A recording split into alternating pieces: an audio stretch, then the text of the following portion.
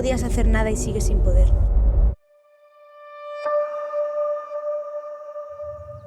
Pero claro, la culpa no es tuya, es del accidente. Para, Gaby. ¿Es la verdad? He dicho que pares.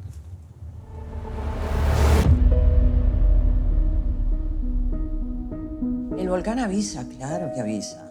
Es más, grita, chilla.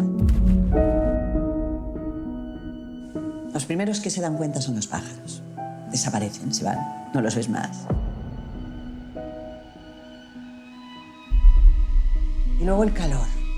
La tierra está tan caliente que o escupe o explota. ¡Mírame!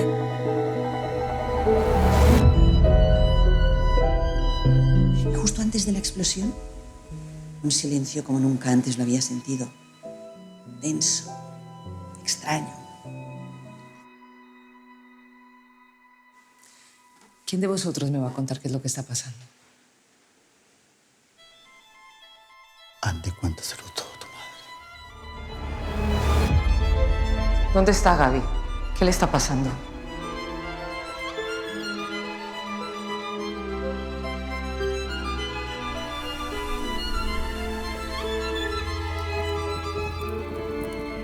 Fabiola, no veas cosas donde no las hay.